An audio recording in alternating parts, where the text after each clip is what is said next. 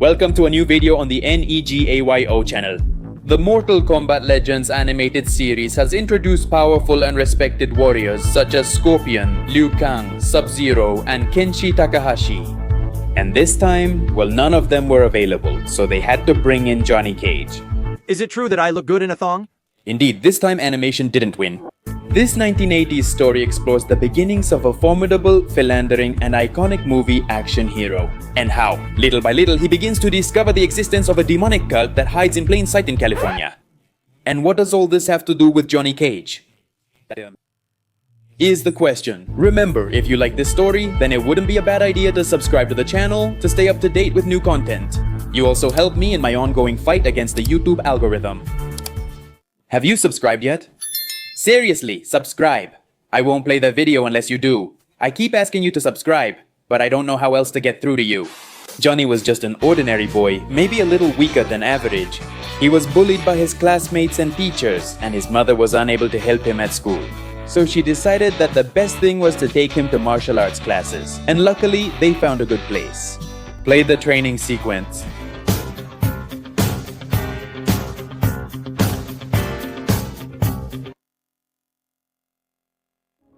Johnny learned pretty well and finally managed to defend himself from the bullies, but he wanted more. He journeyed worldwide, mastering various combat techniques. Eventually, he arrived in California, where he helped a well-known manager by a twist of fate. Would that lead him to become the next big superstar? That opportunity seemed to come with a movie called The Ninja Mime. However, KG wasn't adept at following orders on set and preferred to improvise his lines. Gravity is tough, and that's not a good line. That's Chuck Golden, his assistant. These kinds of problems with Johnny didn't put the movie at risk, but when the producer showed up upset with the news that the co-star Jennifer had stopped answering his calls, now that was something bad. We know who the biggest attraction here is, right? Yes, she is. To save the movie, Cage and his assistant go to her house. He gets his car washed and jumps over the fence. And what he found in this place is what would completely change the course of this adventure.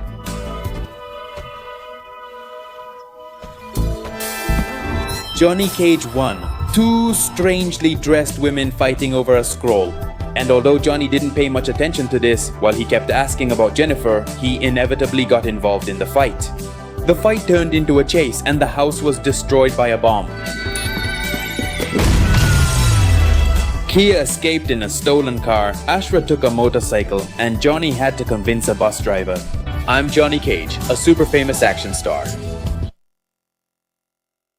Things kept getting more and more complicated. Johnny almost died trying to pull off a stupid stunt, but luckily, Chuck was there to save him. Despite the odds, Johnny obtained the scroll from Ashray. Actually, he didn't care about this thing, he just wanted to know where Jennifer was to save his movie. But since this woman claimed she didn't know anything, our movie star decides to keep it, assuming it was the only clue he had to find his co-star. The map contained instructions written in Greek. The scroll was the reason why Jennifer was missing, but since translating it was quite tedious, there was only one thing left to do. Go to the police. Go to the police, of course.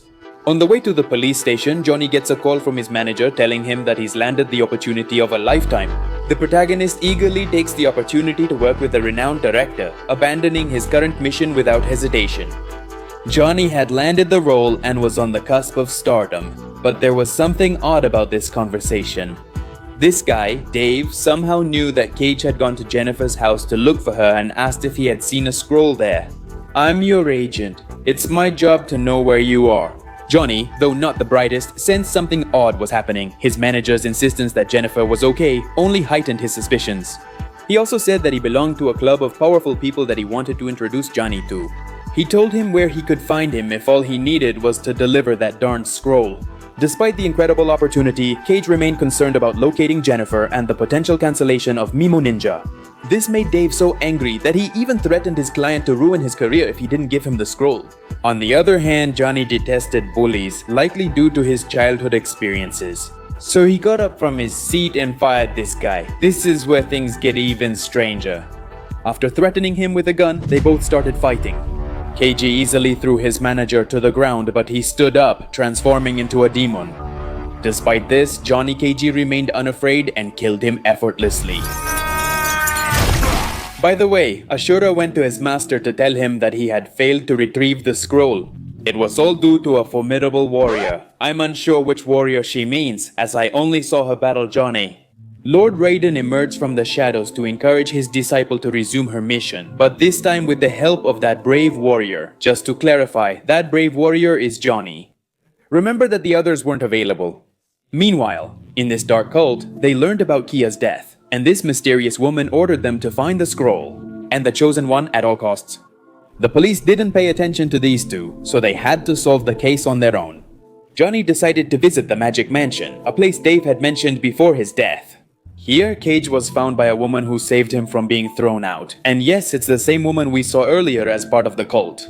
You can imagine this won't end well. She offered a private tour. They descended into the secret tunnels, losing communication with Chuck. Johnny knew something was wrong, but well, let's just say he was a bit weak. Luckily, Asra's appearance ruined Yataka's plans. They had to escape from this place while she explained everything to Johnny. And how did he end up involved in this? The short story is that there's a cult called the Brotherhood of the Shadow. Their purpose is to revive their god so that he can destroy everything on Earth, but for that they need the infamous scroll. As long as the protagonist holds on to it, they won't leave him alone. Yataka isn't one to give up easily. Both she and Ashra had abilities that Johnny had never even imagined. Although after having worked for a demon since he arrived in California, let's just say there weren't many things that could surprise him anymore.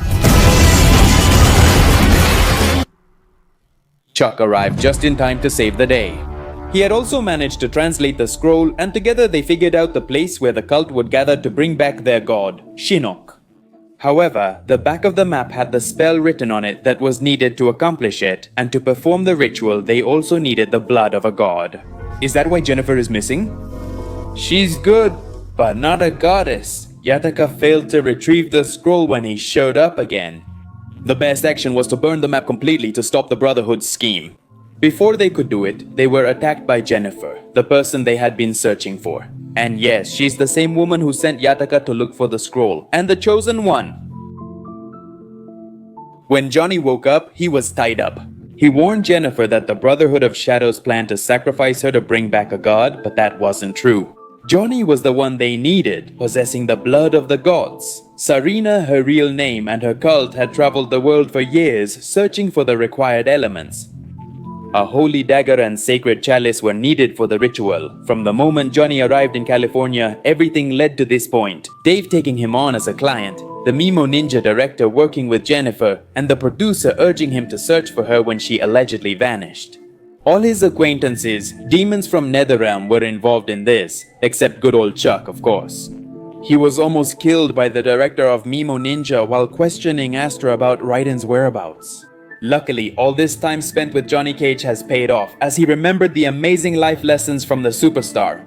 Write this down. QHJCA. What Johnny Cage do now? This way, both of them managed to break free, and just in time, because Saruina had already started the ritual to bring her god back. The instructions on the scroll actually worked, and the portal was starting to open. Chucky and Azra saved Johnny's life, but it was already too late to stop the arrival of Shelob. Some members of the cult fled in horror at what was happening. Ashra had given up on this mission. There was nothing they could do against the god. But fortunately, this movie is about Johnny Cage, so Johnny Cage looks for options to save Earth. According to Chuck, if they managed to make Shinnok go back the way he came, that would close the portal and trap him again. What a stupid idea, just kidding, it's fantastic. Johnny's skills seemed insufficient to face this entity. Shinnok came out from the depths and started killing anyone who stood in his way. Yet, the onlookers just 2 meters away seemed unfazed by the sight of this deity being slain. Little by little, Johnny Cage started to put up more of a fight. The movie's music awakened powers he didn't know he had, and for a moment, he stood his ground against Shinnok.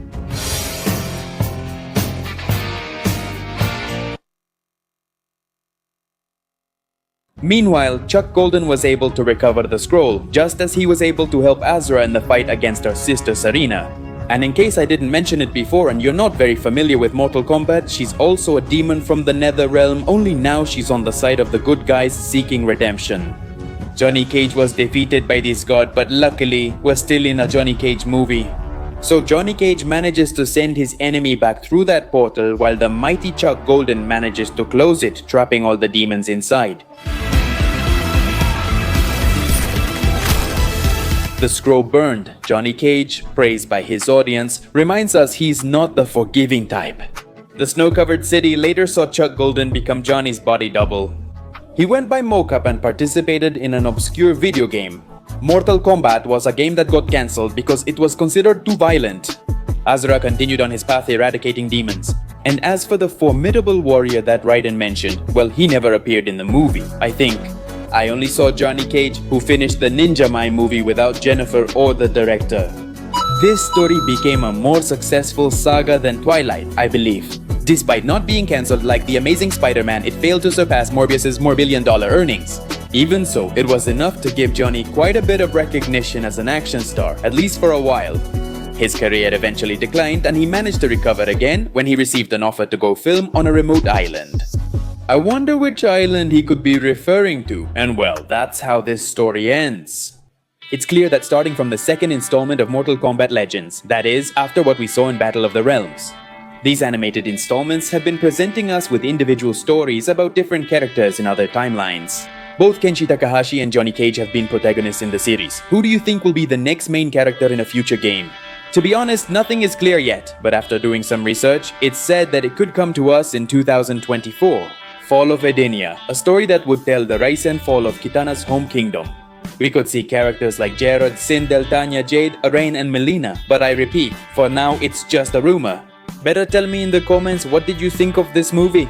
And remember, if you liked the video, it wouldn't hurt to subscribe and turn on notifications. That way you help me in my eternal battle against the YouTube algorithm. In the meantime, I can only say a huge thank you for stopping by. Guys, my name is Alex for the NEGAYO channel. See you later.